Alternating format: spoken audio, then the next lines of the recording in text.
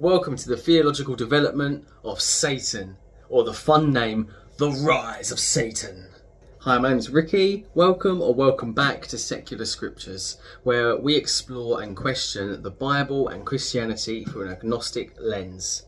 I want to thank my friend Rick for this t-shirt of the Baphomet. I thought was a fitting fit for the subject today.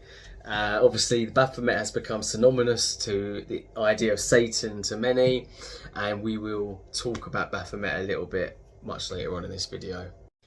The development of any belief or idea is a fascinating process. It is never that there is just one war between right and wrong and the right/good prevails. It is a slow development of interpersonal tensions, struggles and compromises. We see this with anything. Human rights.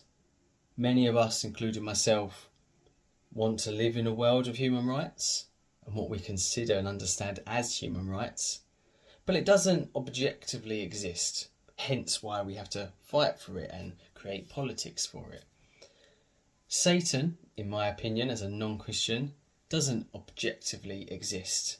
And the way that modern people understand who Satan is isn't the same as what ancient Christians and ancient Jewish people would have believed Satan is.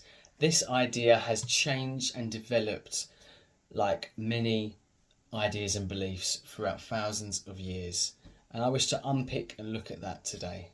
So I always want to say that I am by no means a scholar on these topics, but I am a keen learner and a curious reader and thinker. I wish to share my thoughts with you today and start the discourse. So please hear what I've got to say, comment your thoughts below and like and subscribe if you enjoyed it. So starting at the very beginning.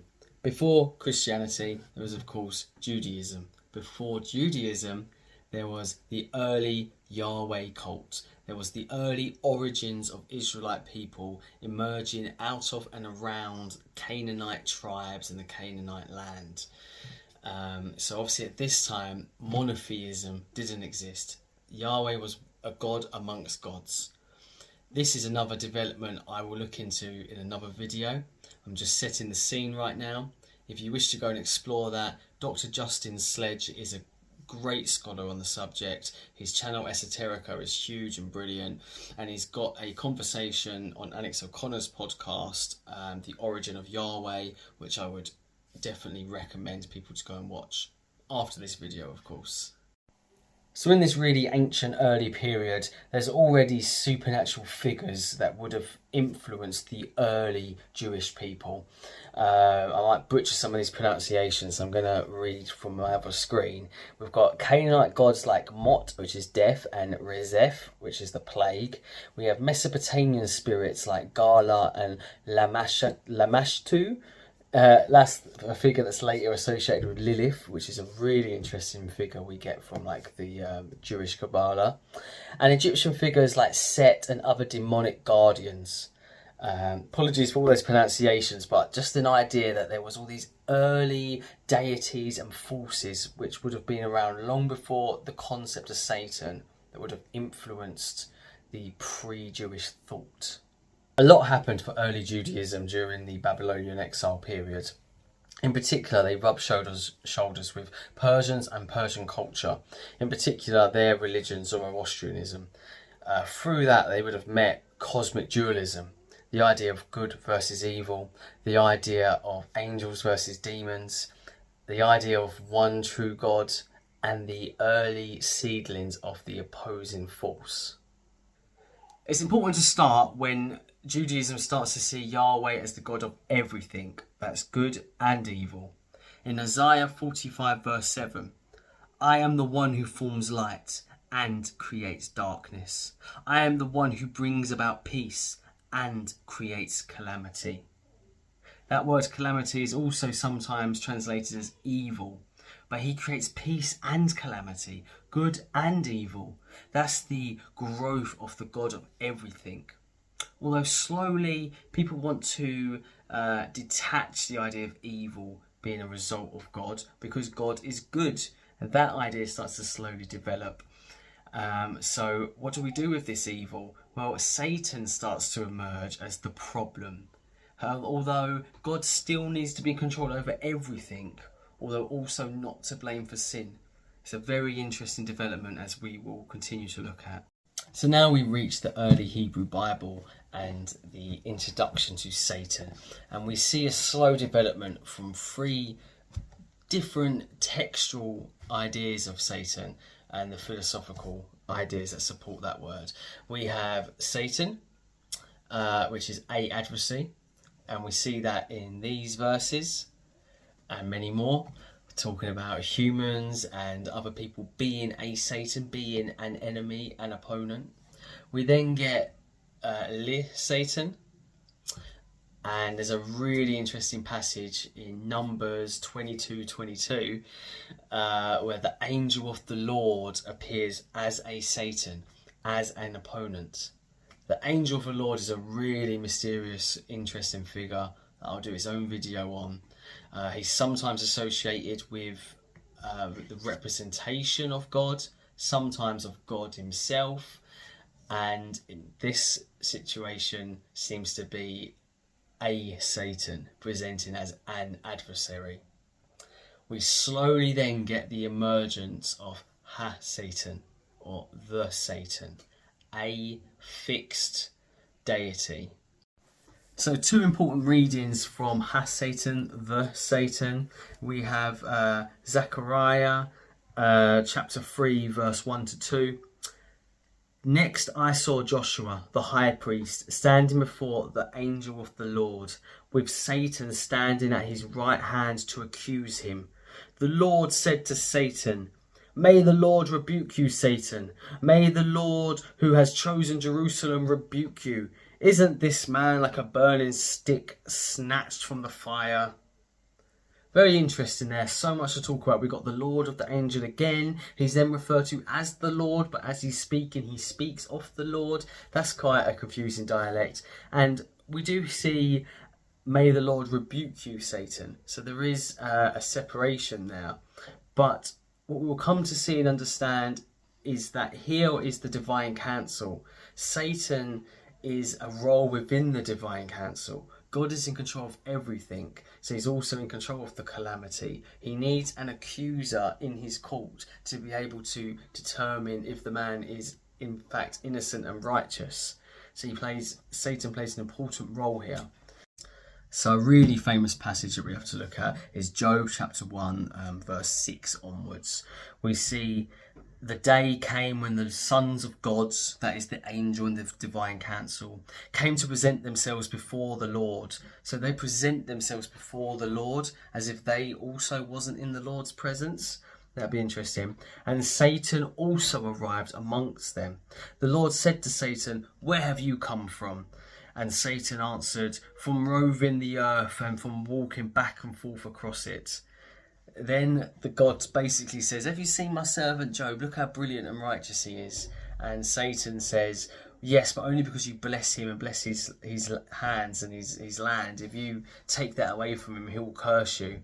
So then verse 12, "So the Lord said to Satan, 'All right then, everything he has is in your power. Only do not extend your hand against the man himself.' So Satan went away from the presence of the Lord." Really interesting here. So Satan definitely seems separate from God and the other angels, especially where he is roaming the earth. But he appears just as the other angels appear. And why does he appear? God wants to speak to him, wants to talk to him.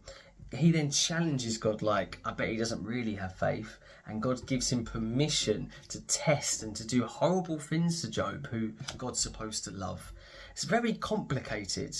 And I think he definitely presents himself as an agent of the divine council, a role within God's plan, and needs God's permission to do things. So although he is the distinct figure of Satan here, and he definitely has mischievous and adversary intentions, it's still under God and in control of God, rather than the opponent of God. Yeah, very interesting moment here. So the period of time that Satan started to really develop was known as the Hellenistic era. In this time, Greek philosophy and language spread throughout the Near East and definitely impacted Jewish society and thought. We see that in apocalyptic literature, such as the Book of Enoch and Daniel. We see that with a heavier focus on dualism and concepts like eternal punishment. Now, Hades and the Underworld is in obviously Greek mythology, and we even see Hades in the English translated Hebrew Bible now.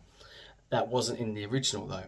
We see Sheol, forgive my pronunciation again, but Sheol was the shadowy silent realm of the dead that the ancient Jews believed in.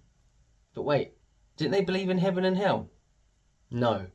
This is another theological development, and the Hebrew Bible and the Jewish tradition, if you read it, is focused about God's promise of a promised land, of a golden age, of God's kingdom here on earth. It was a promise that your ancestors would live a good life and be looked after if you follow the covenant and praise God in the correct way.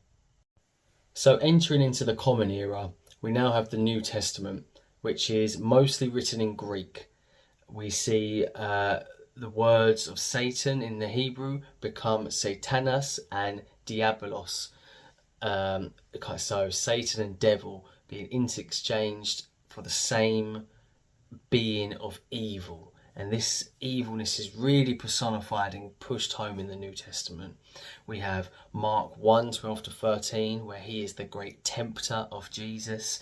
We have him entering Judas in Luke 22:3, so he's able to possess people and make atrocities happen. We see in Revelations 12:9, where he is the great deceiver that needs to be slain by God. We even see Jesus called Peter Satan in Mark 8:33, so it can still get used as a degrading word for opponent and adversary. Of course, we also see loads of demon possessions that aren't in his name, but later it all gets pushed together as Satan, Prince of Darkness. It's getting a bit dark now. Let there be light. So, wasn't Satan originally Lucifer who fell from heaven? Well, that also is another slow development. We first see this in Isaiah 14:12, where it says, "Look how you have fallen from the sky, O shiny one, son of dawn. You have been cut down to the ground, O conqueror of the nations." Now this son of dawn, through the translations into Latin and then English, is what became Lucifer. But it was more known to be Venus at the time. In fact, this is a mocking song, a mocking verse for the king of Babylon, who tried to be God, tried too hard but fell. Actually, in my Bible, the NET, has got a good footnote there next to Son of Dawn, which says, probably a name for Venus or the crescent moon, but in the Canaanite mythology, a minor god who attempted unsuccessfully to take over Zaphon, the mountain of the gods, and was thrown down to Sheol, the underworld. Some have seen this as an allusion to the fall of Satan, but in context it refers to the king of Babylon. So this idea that Lucifer was Satan also gets mingled with the Book of Enoch, in particular 1 Enoch.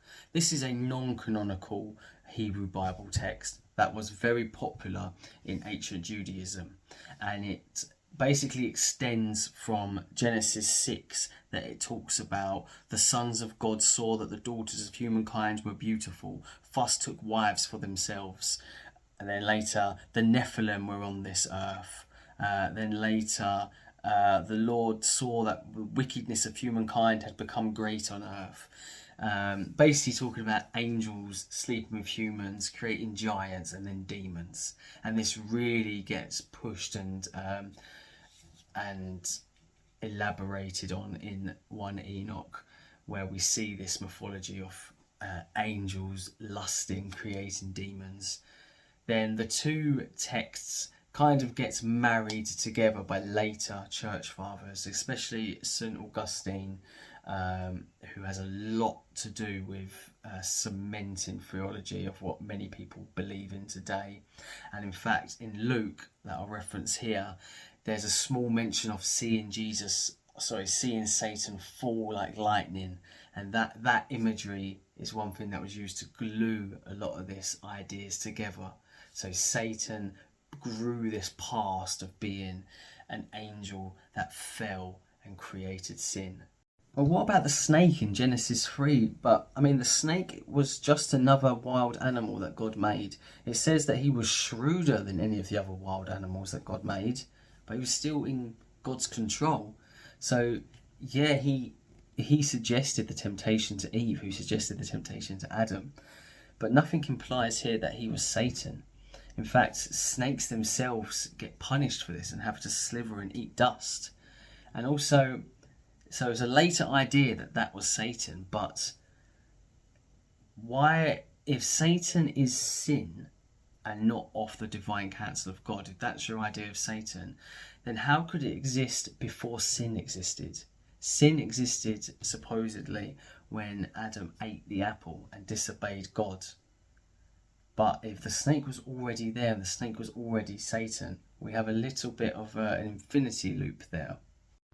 We of course have many other demonic entities throughout the Bible and outside the Bible, which start to develop in people's minds as one cohesive figure. We of course have all the non-specific demons that people are possessed by. Some people are possessed by many demons at once. We have Moloch that people are sacrificing their children to. We have Beelzebub. We have Belial. We have Leviathan, the sea beast. We have the dragons in Revelations. We have all of these epic, mysterious figures that seem to slowly over time become one cohesive Satan. We of course have Baphomet, which is really synonymous with the Knights Templar, and supposedly they worship Baphomet, although I think that's more folklore. We have general esoterica throughout the thousands of years, from Jewish Kabbalah mysticism all the way to 19th century occultism. And yeah, just the ideas of demonology and angelology really adapting.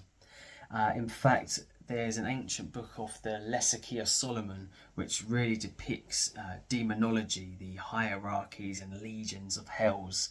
And there's a fantastic video on YouTube by an awesome creator called Mr. Mythos. He's got something like everything you need to know about demonology. If you just search demonology in, that will turn up, and I recommend that watch after this video, of course. So yeah, Satan takes on this whole new branch on its own, where Christians are essentially calling everything that's their God Satan. They call other Christians Satanists. They call supposed witches Satanists and burn them at the stake. They call pagan gods and Hindu gods actually demons in disguise. It goes all the way down throughout the ages. Even in the 80s, the big boom of satanic panic, where we see Satan depicted in really cool rock music and imagery throughout the time, and in video games, and Satan really becomes a part of our pop culture. Where I was raised on cartoons where you see the red horny devil, maybe not horny, but I guess horned and horny, I suppose he was, causing all sorts of mischief.